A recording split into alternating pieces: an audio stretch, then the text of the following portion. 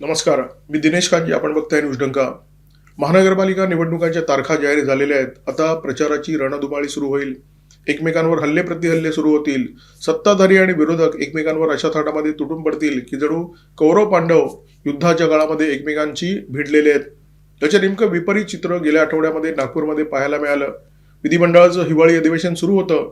या अधिवेशन काळामध्ये सरपटणाऱ्या विरोधी पक्षाचं दर्शन महाराष्ट्राच्या अवघ्या जनतेने घेतलेलं आहे. नोव्हेंबर महिन्यामध्ये पार्थ पवारांचा जमीन घोटाळा उघड झाला. वर्तमानपत्रामध्ये रकानेच्या रकाने भरून बातम्या प्रसिद्ध झाल्या. हा घोटाळा बाहेर काढल्याबद्दल उबाटाचे पक्षप्रमुख उद्धव ठाकरे यांनी उबाटाचे नेते अंबादास दानवे यांची पाठ थुपाटली होती. मुख्यमंत्री देवेंद्र फडणवीस यांच्यावर ताशेरे ओढले होते. सरकारवर तोंडसुख घेतलं होतं आणि त्यामुळे अशा प्रकारची वातावरण निर्मिती झाली होती की हा मुद्दा उपस्थित करून विरोधक सरकारला अडचणीत आणतील, सरकारला धारेवर धरतील. परंतु झालं भलतंच. विरोधी पक्षातल्या एकाही नेत्याने या मुद्द्याला अधिवेशनाच्या काळामध्ये स्पर्शच केला नाही.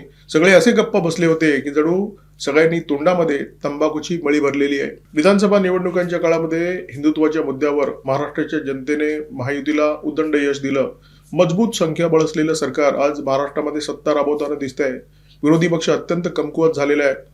विरोधी पक्ष जर संख्याबळाच्या दृष्टीने कमकुवत असेल तर फार फरक नाही पडत. राजीव गांधी जेव्हा या देशाचे पंतप्रधान झाले तेव्हा त्यांना लोकसभा निवडणुकीमध्ये उदंड आणि विक्रमी अशा प्रकारचं यश मिळालं होतं. भाजपचे फक्त 2 सदस्य लोकसभेमध्ये होते, परंतु त्या काळामध्ये सुद्धा भाजपची आक्रमकता अजिबात कमी झालेली नव्हती. त्यामुळे संख्याबळ फार महत्वाचं नसतं. महाराष्ट्रामध्ये संख्याबळाच्या दृष्टीने तर विरोधी पक्ष कमकुवत झालेलाच आहे. परंतु समस्या अशी आहे की हा विरोधी पक्ष सरकारने मॅनेज केलेला विरोधी पक्ष आहे आणि विरोधी पक्ष किती मॅनेज झालेला आहे त्याचं दर्शन या अधिवेशनाच्या काळामध्ये महाराष्ट्रातील जनतेला झालेलं आहे. पुण्यातील मुंडवा येथील अत्यंत मोक्याची अशी जमीन पार्थ पवार यांच्या अमादिया या कंपनीला अत्यंत फुटकळ दरामध्ये उपलब्ध करून देण्यात आली आणि या भ्रष्टाचाराची महाराष्ट्रामध्ये प्रचंड चर्चा झाली. उबाटाचे नेते अंबादास दानवे यांनी एक्सवर एक पोस्ट अपलोड केली होती की 1800 कोटीची जमीन 300 कोटीमध्ये खरेदी आणि स्टॅम्प ड्युटी फक्त 500 रुपये. आणि त्याच्यामध्ये मुख्यमंत्री देवेंद्र फडणवीस यांचा उल्लेख देवा भाऊ असं न करता मेवा भाऊ अशा प्रकारे करण्यात आला होता.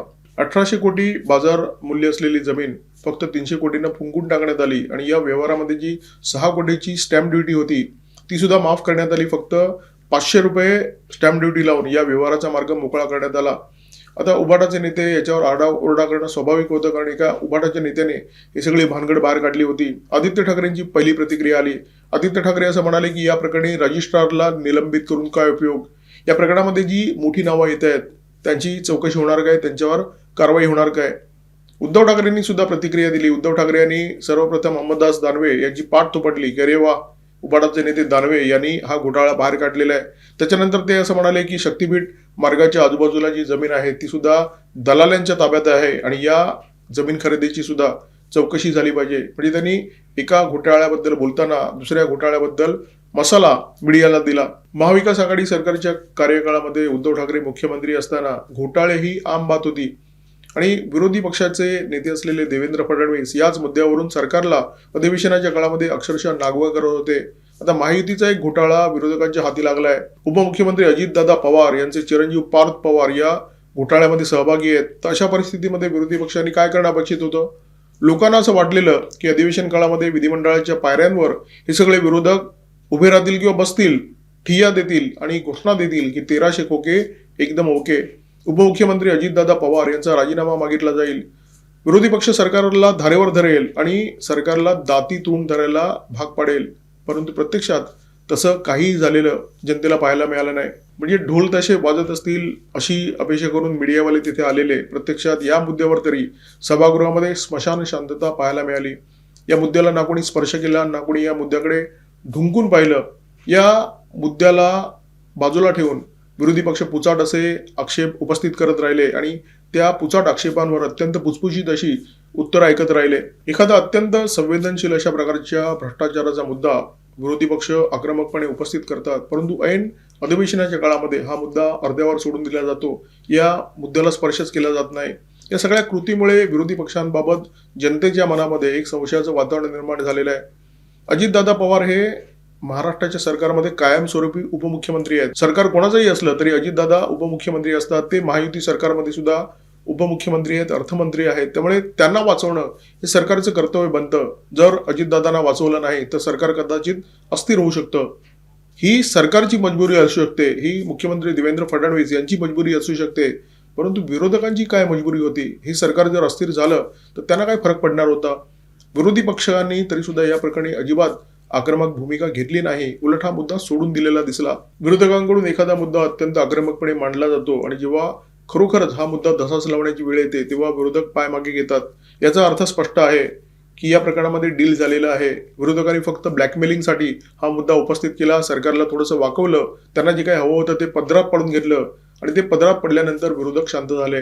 अंबादास दानवे यांनी एक्सवर जी पोस्ट केली होती त्याच्यामध्ये मुख्यमंत्री देवेंद्र फडणवीस यांचा उल्लेख मेवा भाऊ असा केला होता, परंतु खरे मेवा भाऊ त्यांचे नेतेच आहेत, म्हणजे उद्धव बाळासाहेब ठाकरे हेच खरे मेवा भाऊ आहेत.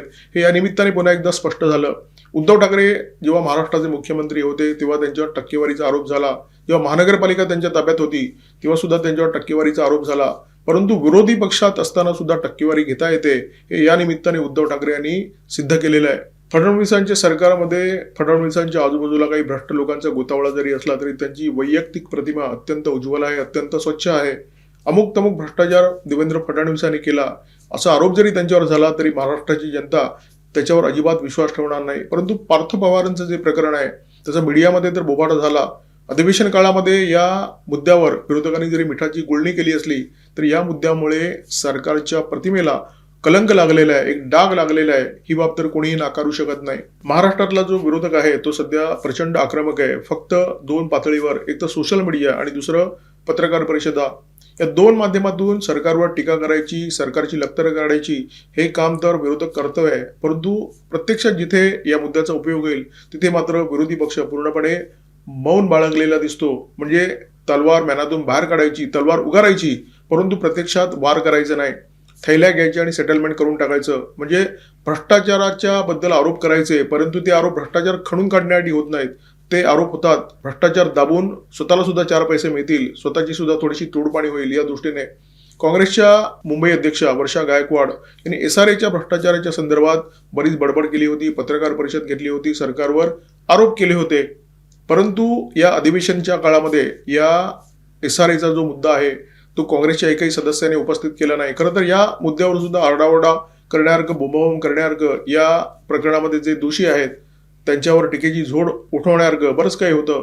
अधिवेशन ही संधी होती. अधिवेशन हे जनतेच्या समस्या मांडण्याचं सर्वोच्च व्यासपीठ आहे. महाराष्ट्रात तरी या अधिवेशन काळाचा वापर विरोधकांना करता आला नाही, किंबहुना तो करणं विरोधकांनी टाळलं, कारण तेरी बी चूप मेरी बी चूप अशा प्रकारचं वातावरण महाराष्ट्राच्या राजकारणामध्ये निर्माण झालेलं आहे. झोपडपट्टी पुनर्विकास प्रकल्पामध्ये जो भ्रष्टाचार झालाय त्याच्याबद्दल ओरड करणारा, पार्थ पवार यांच्या जमीन घोटाळ्याबद्दल ओरड करणारा विरोधी पक्ष पूर्णपणे मॅनेज झाल्याचं चित्र या अधिवेशन काळामध्ये पाहायला मिळालं. सरकारचा कोणताही भ्रष्टाचार खणून काढण्याची इच्छाशक्ती या विरोधकांमध्ये अजिबातच दिसत नाहीये. त्यांना भ्रष्टाचार करण्यासाठीच भ्रष्टाचाराबद्दल आवाज उठवायचा आहे. एखाद्या भ्रष्टाचाराचं प्रकरण जर तुम्हाला धसास लावायचं असेल तर तुम्हाला काय करावं लागतं? संबंधित यंत्रणेकडे तुम्हाला लेखी तक्रार द्यावी लागते किंवा तुम्हाला न्यायालयात धाव घ्यावी लागते आणि तिथे हा मुद्दा उपस्थित करावा लागतो पुराव्यांसह. इथे तुमच्या मुद्द्यांचा तार्किक निकाल लागण्याची शक्यता असते, तुमचे मुद्दे धसास लागण्याची शक्यता असते. फक्त सोशल मीडियावर ओरड करून किंवा पत्रकार परिषदा घेऊन कोणताही मुद्दा धसास लागत नाही. त्याच्यासाठी तुमको कागज दिखाना पडता है, पुरावे दाखवावे लागतात. पुरावे दाखवल्याशिवाय कोणताही मुद्दा तार्किक शेवटाकडे जात नाही.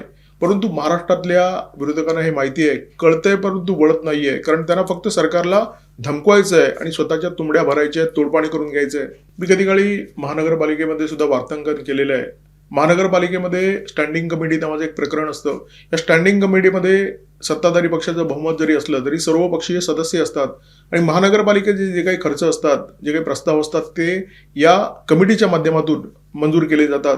म्हणजे 1 रुपयाची वस्तू 50 रुपयाला विकत घ्यायची, तो प्रस्ताव कमिटीच्या समोर मांडायचा आणि या कमिटीमध्ये एकमताने किंवा मॅनेज विरोध करून, म्हणजे अशा प्रकारे विरोध करायचा की प्रस्ताव तर मंजूर झाला पाहिजे आणि आपला विरोध सुद्धा दिसला पाहिजे, असा तेरी बी चूप मेरी बी चूप वाला प्रकार या स्टँडिंग कमिटीमध्ये आपल्याला वारंवार पाहायला मिळतो. आता स्टँडिंग कमिटीमध्ये जे वातावरण असतं, विरोधक पूर्णपणे मॅनेज असतात, सत्ताधाऱ्यांना जो कट मिळतो त्याच्यापेक्षा थोडा, परंतु विरोधकांना सुद्धा कट मिळतो आणि नियमित उत्पन्न असतं, त्यामुळे विरोधक सुद्धा खुश असतात. विरोधक विरोध कशाला करणार? जर तुम्हाला नियमितपणे मलाही मिळत असेल तर हा प्रकार स्टँडिंग कमिटीच्या निमित्ताने मी महानगरपालिकेचं वार्तांकन करताना नेहमी पाहिला होता. परंतु आता तेच चित्र राज्यामध्ये दिसायला लागलेलं आहे. राज्यामध्ये सुद्धा जो विरोधी पक्ष आहे तो पूर्णपणे मॅनेज आहे, याचा अर्थ त्यांना सुद्धा कट मिळतोय, याचा अर्थ त्यांना सुद्धा मलाई मिळते. आणि त्यामुळे फक्त ओरड करण्याचं, ढोंग करायचं आणि प्रत्यक्षात तुंबड्या भरायच्या असं काम महाराष्ट्राच्या विरोधी पक्षाने सुरू केलेलं आहे. महानगरपालिकेमध्ये सगळेच जर मॅनेज आहेत, मग भ्रष्टाचाराची प्रकरणं बाहेर आली ती कशी आली असा प्रश्न कदाचित तुम्हाला पडला असेल. त्याची 3 महत्वाची कारणं असतात. एकतर वाटा न मिळालेला नगरसेवक, म्हणजे एखादा अपक्ष नगरसेवक आहे, त्याला या सगळ्या लुटीतला हिस्सा मिळत नाही.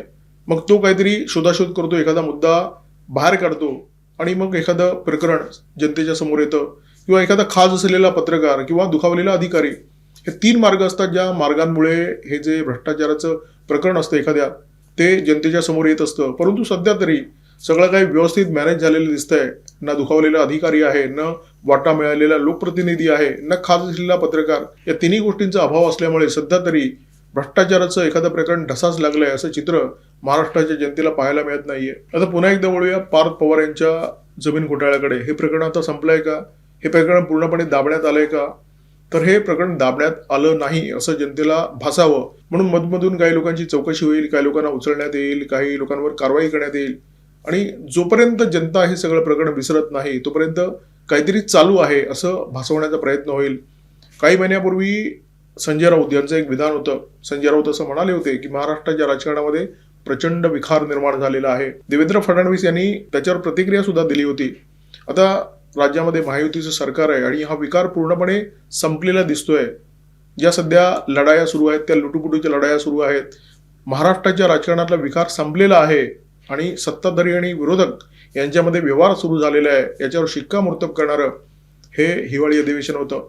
तुर्तास या व्हिडिओमध्ये थांबतोय. व्हिडिओमध्ये माझ्यासोबत होते cameraman Omkar Bhagwat, video editor Ajay Shelke. Video जर आवडला असेल तर लाईक करा, शेअर करा. तुमचं मत पार्थ पवार यांच्या जमीन घोटाळ्याबद्दल काय आहे त्याच्याबद्दल भरभरून व्यक्त व्हा. कमेंट बॉक्समध्ये आपल्या सुस्पष्ट भावना व्यक्त करा. सबस्क्राईब करा न्यूज डंका आणि बेल आयकॉन दाबायला विसरू नका. न्यूज डंका सबस्क्राईब करताना बीज डंका सुद्धा सबस्क्राईब करायला अजिबात विसरू नका.